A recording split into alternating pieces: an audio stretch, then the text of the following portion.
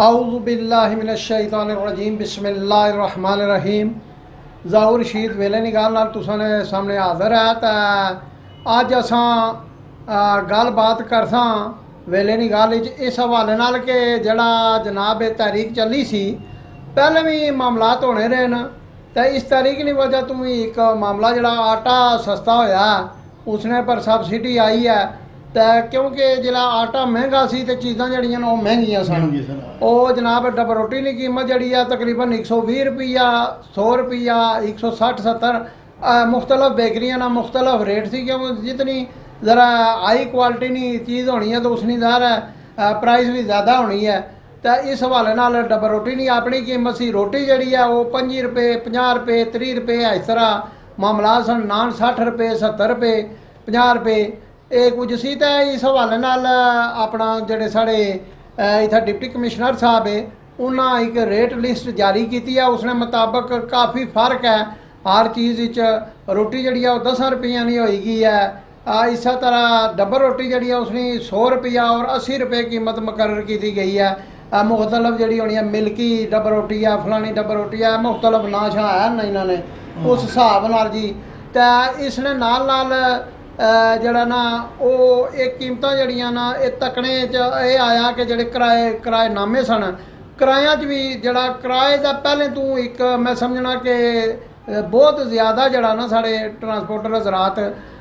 जड़ा तेल बधना तो किराए बधाई उन्होंने मुड़े घटाने वाले पासे नहीं जाने। ये साढ़े एक मुल्क ना अलमी आया और इसने नाल नाल दीगर जड़ियाँ अशिया न दर्जी जो घटाए बधाई उठ सी रेट तो वो उत्थे बधे रहे सन। अद्वियात अजकल जड़ियां ये बड़ा जनाब दवाइयां वाला जड़ा काम है इसने गरीब बंदा तो मारिया गया जड़ा कोई बीमार हो जाए अस्पताल लगा जाए उसनी तो खल ली जानी है। तो इस हवाले नाल जनाब गल बात करसां और मेरे नाल मौजूद है राजा सिकंदर रहमान साहब ये जनाब सीनियर सहाफ़ी भी न दीगर मामलात पर भी एक जिम्मेदार शहरी भी समाजी शख्सियत भी बहुत सारे मामलात पर इन्होंने नज़र होनी है जिस तरह तुम जानते हो सारे। तो अज असां गल बात शुरू करसां जनाब राय साहब ये दसो कि जड़ा कोई ऐलान होया डिप्टी कमिश्नर की तरफों इसने पर कोई अमल दरामद भी है कि सुक्का लान या नोटिफिकेशन तो कल ने जारी हो ही गए ना। अज मैं तके मुख्तलफ सोशल मीडिया पर भी दीगर मामला जगह भी कोई जनाब दोस्तां शेयर किए हुए तो इसने पर तुम क्या आखने हो? बिस्मिल्लाहिर्रहमानिर्रहीम। पहले तो मैं शुक्रिया अदा करसा कि तुसां किसी न किसी मौजू पर मिगी बुला लेने नाल गप शप लाने वास्ते। ये गल बड़ी तुसें दुरुस्त है कि नोटिफिकेशन जारी हो गया ये बिजली तो आटा ये सस्ता होने नाल बेशुमार चीज़ों में फर्क पै गया। खाली इसने च नहीं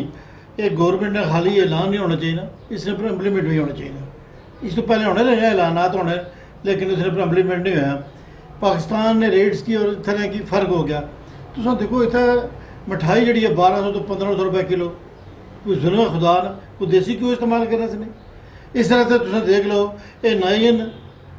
ये जनाब खाली जहामत कराने जाओ तो 250 तो 300 रुपया। हूँ तो बिजली रेट घटे ना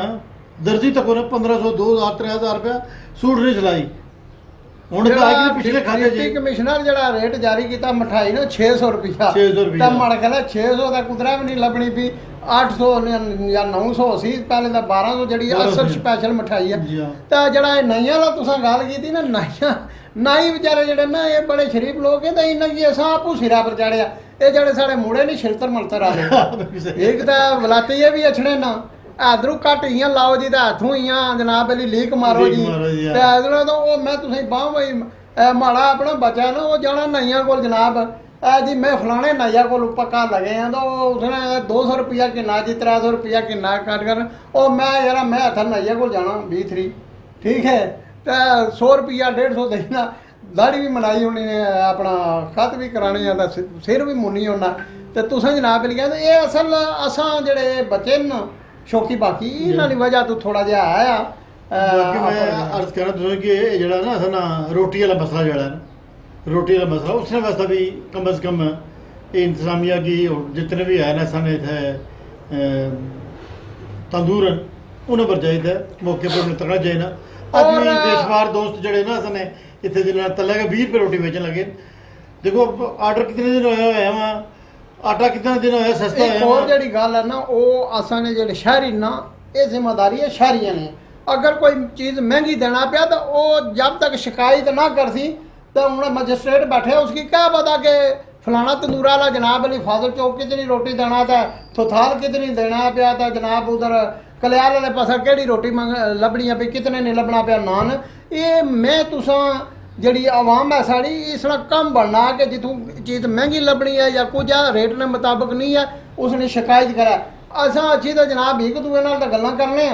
घर महल्ले विच तां गल करने लेकिन शिकायत ना करने दरखास्त ना देने जिसकी वजह तो अमल दरामद नहीं अच्छा होना नहीं मैं देखो जी मेरा एक मशवरा है असल जी प्राइस कंट्रोल कमेटी है उसकी कि तुसा अज या एक महीना एक साल पहले 2 साल पहले नहीं यानी कि 2021 ने जो रेट हैं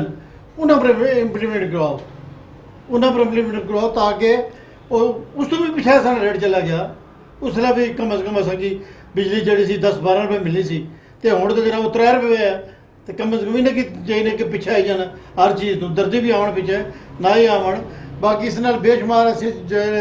लोग कम करने वाले मैकेनिकल हैं इसने अंदर बिजली की कमी आनी इसने नाल जनाब जड़ा तेल है ना पेट्रोल और डीजल पिछले तकरीबन एक हफ्ते ने अंदर अंदर 2 बारी थल्ला आया उसने भी 5 रुपए 15 रुपए 20 रुपए ना फर्क पिया डीजल पेट्रोल विच भी उसकी भी तकना चाहिए ना और ये किराए जड़े ना गड्डियां ने रक्षा ने इन्हां पर भी नजरसानी होनी चाहिए फौरी तौर पर 700 पर चला गया 705 रुपए पर तेल ते घ्यो ठीक है हुण 505 रुपए पर आई गया यानी कि 200 रुपया लीटर या किलो उसने कमी आई है लेकिन असां किसी चीज़ की कमी कोई नहीं थोड़ा जा कम से कम जड़े असां दुकानदार भाई न असां विचों न इन्हें भी थोड़ा एहसास करना चाहिए ना खौफे खुदा खाना चाहिए ना कि असां जनाब इस दुनिया क्या ना लैके जा जाना नागर जाने वास्ते कम से वास्ते असें इंतजाम करना चाहिए ना लेकिन ज़रा हो ना थोड़ा जा महंगाई हो एक लम्हा लाने को मतलब सलाह लगा कि ऐसा नहीं पता लगी जाए लोगों की कि सवेरे क़यामत है तो फिर समझी कि भैन पूरे जमाने ना ये लठा खरीदी कि सन भावें पता सवेरे मरना है तो कफन महंगा करी होना किसी तरीके ਉਹ ਇਸ ਹਵਾਲੇ ਨਾਲ ਮੈਂ ਤੁਸੀਂ ਦੱਸਾਂ ਕਿ ਇੱਕ ਵਾਰੀ ਇੱਥੇ ਕੋਈ ਸ਼ਾਰਟੇਜ ਹੋਈ ਆਟੇ ਨਹੀਂ ਤਾਂ ਬੰਦੇ ਜਨਾਬ ਲੈਣਾ ਲਗੇ ਤਾਂ ਮੈਂ ਤੱਕਿਆ ਵੀ ਉਸਨੇ ਵਿੱਚ ਐਸੇ ਬੰਦੇ ਵੀ ਸਨ ਜਿਨੇ ਮੈਂ ਜਾਣਨਾ ਸਾਂ ਵੀ ਇਹਨਾਂ ਨੇ ਘਰ 10-10 20-20 ਬੋਰੀਆਂ ਦਾਣੇ ਦੀਆਂ ਪਈਆਂ ਤਾਂ ਉਹਨਾਂ ਕੋਲੋਂ ਜਿਹੜਾ ਮੈਂ ਪੁੱਛਿਆ ਤਾਂ ਉਹਨਾਂ ਆਖਿਆ ਜੀ ਕਿ ਮੈਂ ਤੁਸੀਂ ਕਹ ਜੋ ਕਰਦੇ ਹੋ ਹੈ ਕੋਈ ਪਤਾ ਨਹੀਂ ਜੀ ਉਹ ਇਹ ਗੱਲ ਹੈ ਕਿ ਇਹ ਪਤਾ ਨਹੀਂ ਹੈ ਤਾਂ ਇੱਥਾ ਮੈਂ ਜਨਾਬ ਅਲੀ ਹੋਈ ਗਿਆ ਬ੍ਰੇਕ ਨਾ ਟਾਈਮ ਇੱਥਾ ਕਿ ਇਨਸਾਨ ਬ੍ਰੇਕ ਤੋਂ ਬਾਅਦ ਦੁਬਾਰਾ ਜਨਾਬ ਨਾਲ ਜਨਾਬ ਇੱਥੋਂ ਹੀ ਗੁਫ਼ਤਗੂ ਦਾ ਸਿਲਸਿਲਾ ਜੋੜ ਸਾਂ